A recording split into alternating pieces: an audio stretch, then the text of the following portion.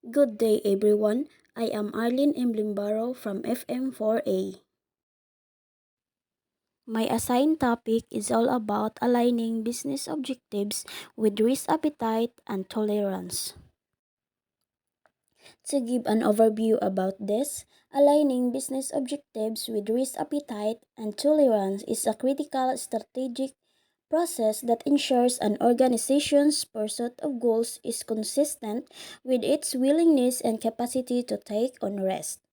This alignment establishes clear boundaries for risk taking, guiding decision making and resource allocation to achieve sustainable growth while protecting assets and reputation.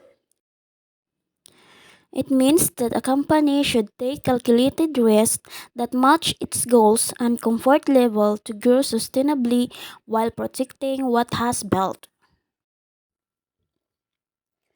So when we say business objectives, it is the goals of an organization seeks to achieve growth, profitability, market expansion, and sustainability.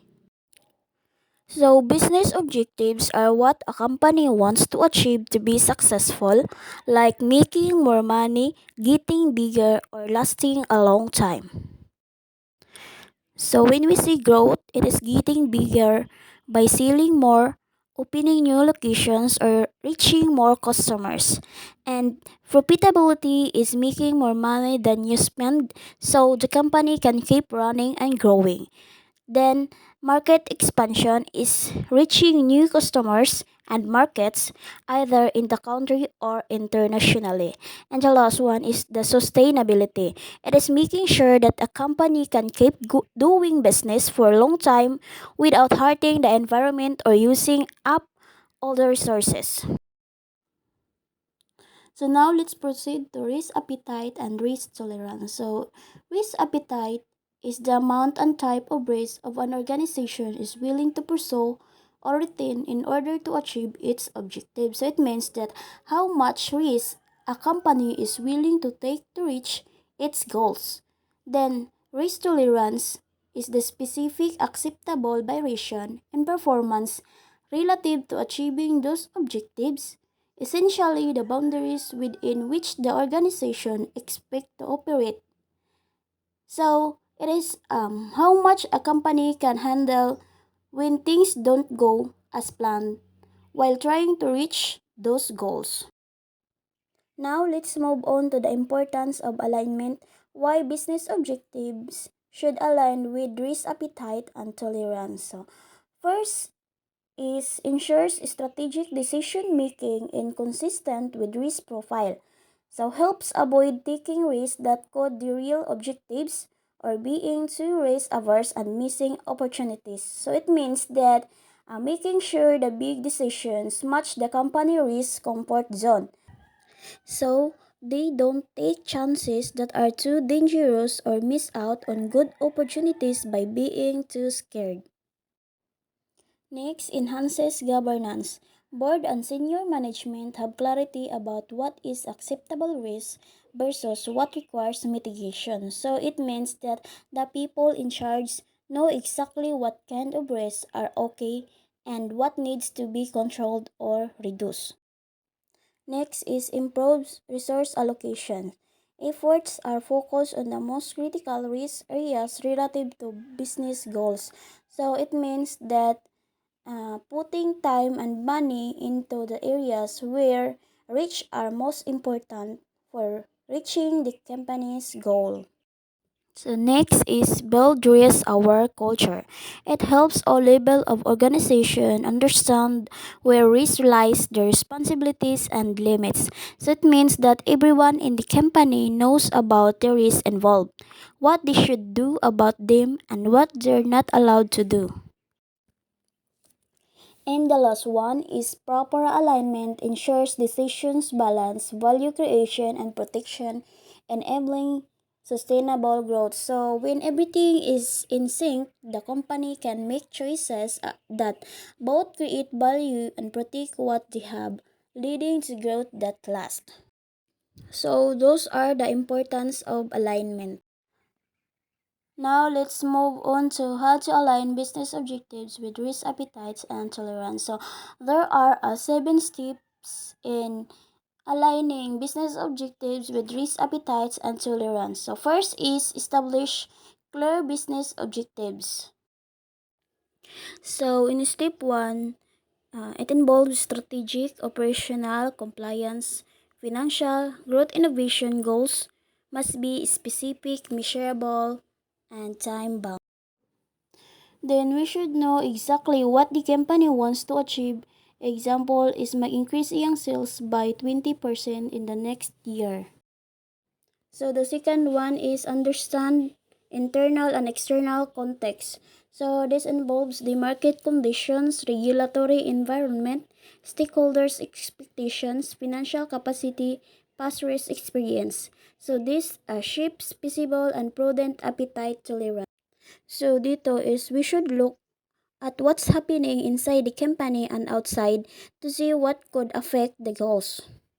The third one is define risk appetite statement. So we should decide how much risk the company is willing to take to reach those goals.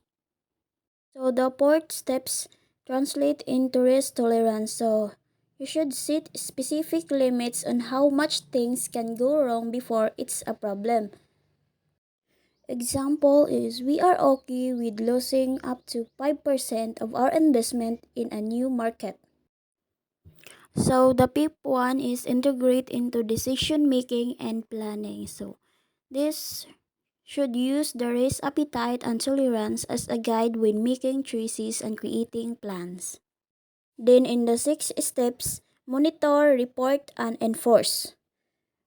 Keep an eye on whether the company is staying within its risk limits. Tell people about it and make sure they follow the rules. Then the last one is periodic review and update. So you should regularly check if the business objectives, risk appetite, and tolerance are still right for the company and update them if needed.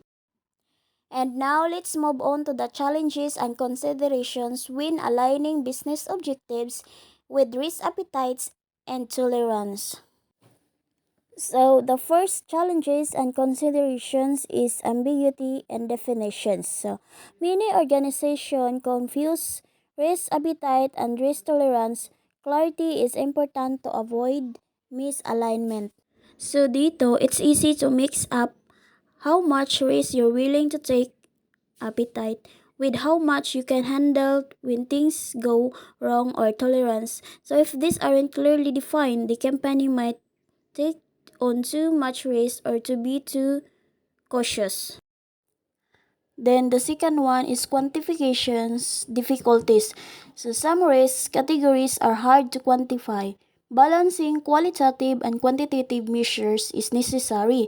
So some risks can be easily measured with numbers like the chance of losing money, but others are harder to put a number on like damage in the company's reputation. So it is important to use both number-based and non-number-based ways to understand and manage risk. Next is cultural resistance. So different business units may have different attitudes to risk. Aligning them requires leadership, communication, sometimes incentives. So it means that different parts of the company might feel differently about taking risks. Getting everyone on the same page needs good leadership, clear communication, and sometimes rewards for the following of the company's risk approach. The next one is overly tight tolerances steeping innovation. So if tolerances are too uh, restrictive, business units may be unwilling to pursue projects that have risk but also high rewards. So it means if the limits on how much risk is allowed are too strict, people might avoid projects that are risky but could also lead to big success. And the last one is underestimating changing external risks. Regulatory, geopolitical, technology risks, and bold appetite tolerances must anticipate or adapt. So it means that risks from things like new laws, world events, and technology changes are always changing. The company's willingness to take risks and how much it can handle needs to predict these changes or be able to adjust quickly.